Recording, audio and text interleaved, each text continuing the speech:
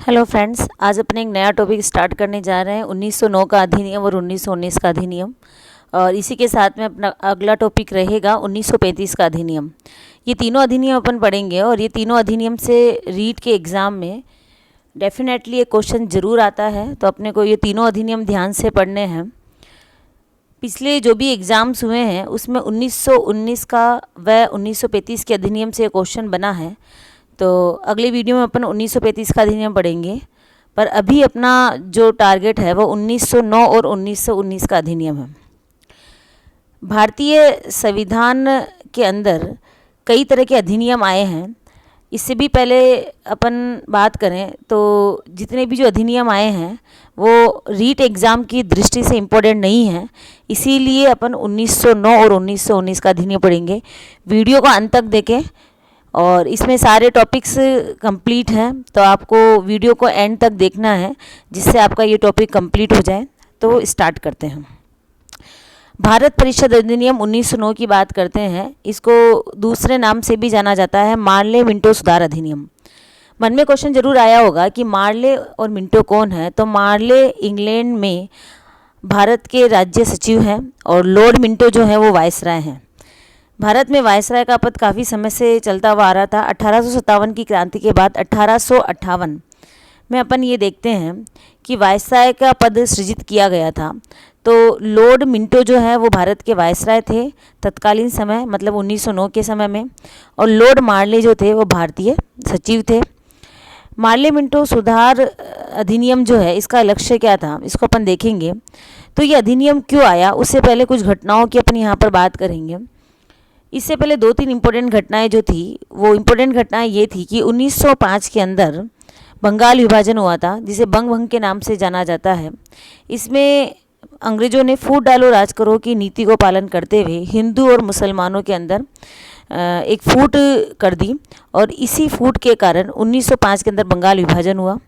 फिर 1906 के अंदर हुआ था मुस्लिम लीग की स्थापना, और मुस्लिम लीग की स्थापना का उद्देश्य यही था कि मुसलमानों को भारत के अंदर विशेष दर्जा दिया जाए। इस तरह से धीरे धीरे फूट शुरू होती गई। इसके बाद में 1907 की अपन यहाँ बात करें तो 1907 में एक महत्वपूर्ण अधिवेशन हुआ था, सूरत अधिवेशन। सूरत अधिवेशन के जो अध्यक्ष थे उनका नाम था रासबिहारी घोष। इसमें क्या इम्पोर्टेंट हुआ, इसमें इम्पोर्टेंट ये हुआ कि दो तरह के नरम दल और गरम दल दो दलों में बढ़ गए। नरम दल और गरम दल में अंतर क्या था कि जो नरम दल था वो अंग्रेज़ों के पक्ष में था और जो गरम दल था वो अंग्रेज़ों के विपक्ष में था, मतलब अंग्रेजी विरोधी था। तो नरम दल का अर्थ ये था कि वो अंग्रेज़ों की भिक्षावृत्ति का कार्य करते, उनसे भीख मांगते कि भाई हमें स्वतंत्रता दे दो। जबकि नरम दल के विपरीत गरम दल का ये था कि अंग्रेज़ जिस भाषा में समझते हैं उन्हें उसी भाषा में जवाब दिया जाए। इस तरह की कुछ बातें यहाँ पर थी। तो मेरे कहने का मतलब ये है कि 1909 के अधिनियम पढ़ने से पहले अपन जो बात करेंगे, 1905 में बंग भंग हुआ था, 1906 में मुस्लिम लीग की स्थापना हुई और 1907 में सूरत अधिवेशन हुआ। इन घटनाओं को 1909 के अधिनियम से किस प्रकार जोड़ा जाए ये अपन यहाँ पर देखते हैं। तो इस अधिनियम में अपन बात यहाँ करेंगे कि केंद्रीय और प्रांतीय विधान परिषद के आकार में काफ़ी वृद्धि हुई। मतलब अपन ने पहला पॉइंट क्या समझा, अपन ने पहला पॉइंट समझा कि 1909 के अधिनियम में केंद्रीय और प्रांतीय विधान परिषदों के आकार में काफ़ी वृद्धि हुई।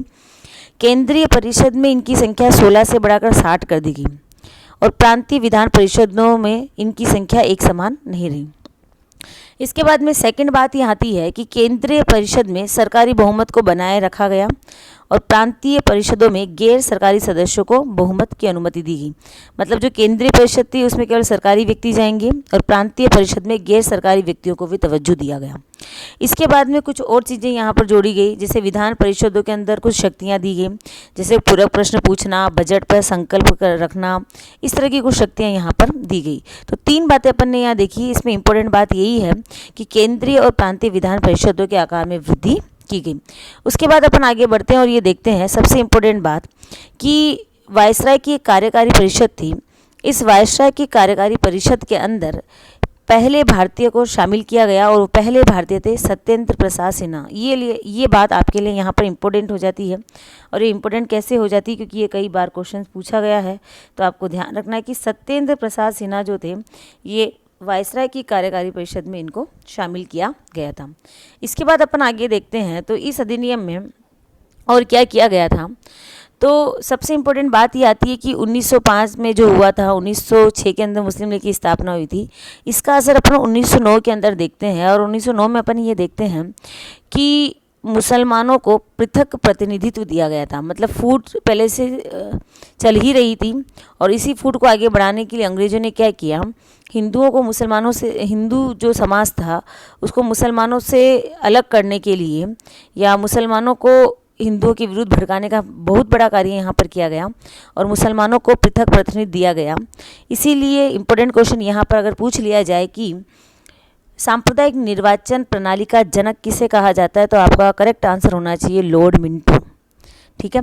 इस अधिनियम में presidency, corporation, chamber of commerce, विश्वविद्यालय और जमींदारों के लिए अलग प्रतिनिधित्व का प्रावधान किया गया, जो ज़्यादा इम्पोर्टेंट यहाँ पर नहीं रखता है।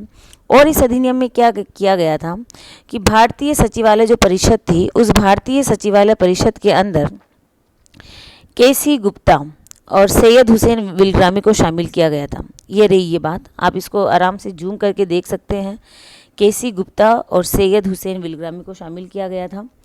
इस अधिनियम से संबंधित कुछ इम्पोर्टेंट कथन भी पूछे जाते हैं। ये इम्पोर्टेंट कथन कौन कौन से हैं कि लॉर्ड मिंटो ने ये कहा था कि हम भारत में नाग के दांत बो रहे हैं जिनका फल भीषण होगा, और ये अपन देखते भी हैं कि उन्होंने नाग के दांत कब बोए थे और उसके बाद में लगातार हिंदू मुसलमानों से संबंधित दंगे यहाँ पर होते रहते हैं। तो लॉर्ड मिंटो की ये बात आज भी सत्य साबित होती है। उसके बाद में के.एम. मुंशी ने ये कहा था, मुंशी का ये कहना था कि इन्होंने ये अधिनियम उदारवादियों के लिए रिश्वत के रूप में पेश किया है। मैंने आपसे ये कहा था कि उदारवादी एक तरह से अंग्रेजों के प्रति भिक्षावृत्ति का कार्य कर रहे थे, तो उन्होंने उदारवादियों को अपने पक्ष में लेने के लिए अधिनियम रखा। और इनके साथ में उन्होंने एक बात और कही कि इन्होंने उभरते हुए लोकतंत्र को मार डाला। उसके बाद में मजूमदार जो थे, मजूमदार ने ये कहा, मजूमदार ने इन्हें चंद्रमा की चांदनी की संज्ञा दी। तो अपन ने यहाँ पर ये बात करी कि 1909 के अधिनियम को एक बार वापस देख लेते हैं। 1909 के अधिनियम को मार्ले मिंटो सुधार अधिनियम के नाम से जाना जाता है, एक बात। सेकंड बात है कि केंद्रीय और प्रांतीय विधान परिषदों के आकार में वृद्धि की गई, ये आपको याद रखना है। उसके बाद में लॉर्ड मिंटो ने पृथक प्रतिनिधित्व का प्रारंभ किया, जिसमें सबसे पहले मुसलमानों को दिया गया, इसीलिए लॉर्ड मिंटो को सांप्रदायिक निर्वाचन प्रणाली का जनक कहा जाता है। उसके बाद में लॉर्ड मिंटो का कुछ कथन जो मैंने पहले भी आपके सामने बोला है कि हम मुंशी की बात आपको थोड़ा सा ध्यान रखनी है, और मजूमदार ने कहा था चंद्रमा की चांदनी। उसके बाद में एक नया अधिनियम अपन प्रारंभ करते हैं, 1919 भारत शासन अधिनियम। बहुत ज़्यादा इम्पोर्टेंट है, इस अधिनियम को अपने को 2 से 3 बार पढ़ना है, बिल्कुल ये आपको याद हो जाएगा। तो 1919 भारत शासन अधिनियम को अपन और किस नाम से जानते हैं, तो मॉन्टेस्क्यू चेम्सफोर्ड सुधार अधिनियम, इसको इसी नाम से भी जाना जाता है। वही बात हो गई कि मार्ले मिंटो क्या थे, तो जैसे मार्ले तो भारत सचिव थे, मिंटो वायसराय थे, उसी प्रकार मॉन्टेस्क्यू भारत सचिव हैं और चेम्सफोर्ड वायसराय हैं। अब 1919 का अधिनियम जब आया तो उससे पहले घटनाएं क्या रही, इस अधिनियम की शुरुआत कैसे हुई, तो 1911 के अंदर एक दरबार लगा था, दिल्ली दरबार, ये घटनाएं जुड़ी हुई हैं।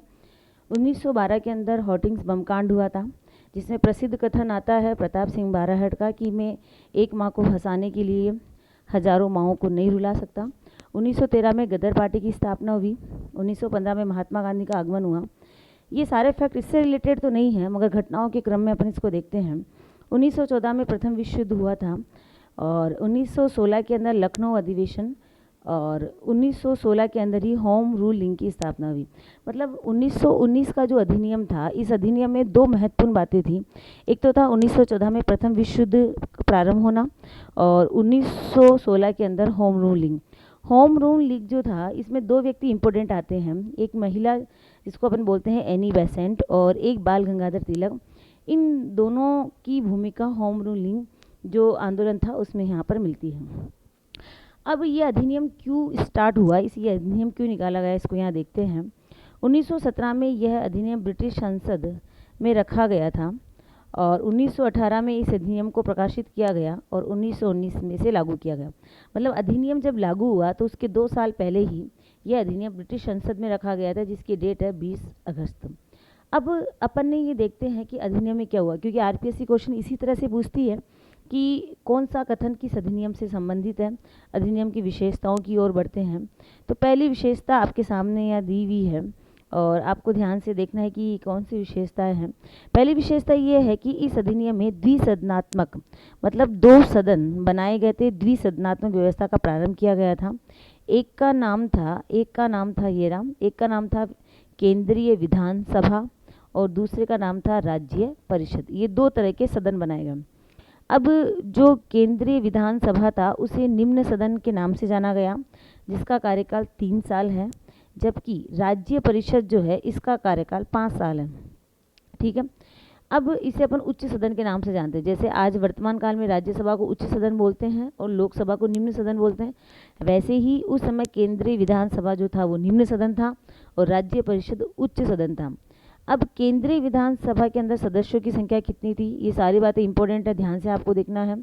उस समय इनकी संख्या थी 144, जिसमें 104 तो निर्वाचित होते थे और 40 मनोनीत होते थे। उसी प्रकार उच्च सदन जो था, जिसको अपन राज्य परिषद बोलते हैं, इनमें इनकी संख्या थी 60, जिसमें 34 तो निर्वाचित थे और 26 मनोनीत थे। 1919 अधिनियम की पहली विशेषता बड़ी इजी सी विशेषता है। मैंने ये बोला कि इस समय 2 सदन बने, एक तो केंद्रीय विधानसभा और एक राज्य परिषद। कितनी कितनी सीटें थी ये अपन पहले ही बात कर चुके हैं। इसको आपको जूम करना है, एक बार अपनी कॉपी में ऐड करना है और ध्यान से लिखना है। उसके बाद में दूसरी विशेषता क्या रही इस अधिनियम की, इस अधिनियम के अंदर द्वैत शासन प्रणाली का प्रारंभ किया गया है। अब द्वैत शासन प्रणाली क्या होती है कि शक्तियों का विभाजन कर देना, शक्तियाँ 2 व्यक्तियों में या 2 संस्थाओं में बांट देना, ये द्वैत शासन कहलाता है। इसमें लिखा हुआ नहीं है, बट द्वैत शासन का जो प्रारंभ किया था वो किया था लियोनिस कार्टिस द्वारा द्वैत शासन का प्रारंभ किया गया था। मतलब 2 तरह का शासन होगा, उसे द्वैत शासन कहा गया। इसमें विषयों को 2 भागों में बांटा गया, आरक्षित विषय और हस्तांतरित विषय। आरक्षित विषय पर कानून बनाने का अधिकार किसको होगा, तो इस पर कानून बनाने का जो अधिकार होगा वो गवर्नर की जो परिषद है उन सदस्यों को दिया गया, जबकि हस्तांतरित विषयों का अधिकार जो दिया गया वो भारतीय मंत्रियों की सलाह पर गवर्नर अपना डिसीजन देगा। अब आपसे ये क्वेश्चन पूछा जा सकता है कि आरक्षित विषय में कौन कौन से विषय आते हैं, तो राजस्व, न्याय, वित्त और पुलिस, जबकि हस्तांतरित विषय में स्थानीय स्वशासन, शिक्षा और स्वास्थ्य। तो अपन ने 1919 अधिनियम में दूसरी बात क्या करी कि द्वैत शासन प्रणाली, विषयों को 2 भागों में बांटा गया, आरक्षित और हस्तांतरित। फिर उसके बाद में अपन लगातार चलते हैं और बात यहाँ करते हैं कि इस अधिनियम में और क्या किया गया। तो इस अधिनियम के अंदर शक्तियों का विभाजन किया गया, जिसे अपन संघात्मक व्यवस्था के रूप में देखते हैं। मतलब ये हुआ कि अगर अपन ये देखें कि शक्तियों के विभाजन का प्रारंभिक स्वरूप अपने को कौन से अधिनियम में पता चलता है, तो 1919 अधिनियम में। इसके बाद केंद्रीय बजट और प्रांतीय बजट को अलग कर दिया गया। अब दोनों के बजट अलग अलग रखे जाएंगे। महिलाओं को मताधिकार दिया गया, कुछ महिलाएं इसमें रखी गई थी जिन्हें विशेष तवज्जो दिया गया था, तो महिलाओं के मताधिकार की शुरुआत भी इसी अधिनियम से हुई।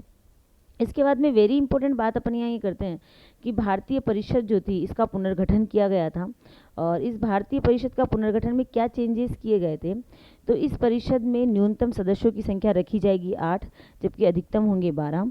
कार्यकाल 5 से बढ़ाकर 7 वर्ष किया गया, और इस परिषद में ऐसे व्यक्तियों को ही शामिल किया जाएगा जिन्हें भारत में रहते 10 साल हो चुके हैं या अभी भारत छोड़े हुए 5 साल से ज़्यादा नहीं हुए हैं। उसके बाद में अपन आगे बढ़ते हैं कि और क्या किया गया, तो ये थोड़ा सा आपको जूम करके देखना है कि इसके अंदर क्या किया गया था। 8 प्रांतों के अंदर द्विसदन स्थापित किए गए। ये 8 प्रांत कौन से थे, तो बंगाल, बिहार, बम्बई, फिर संयुक्त प्रांत, मध्य प्रांत और असम, पंजाब, मद्रास। जिस तरीके से मैंने लिखा है आपको उसी तरीके से याद करना है, तो आपके मस्तिष्क के पटल पर ये चीज़ स्थायी हो जाएगी।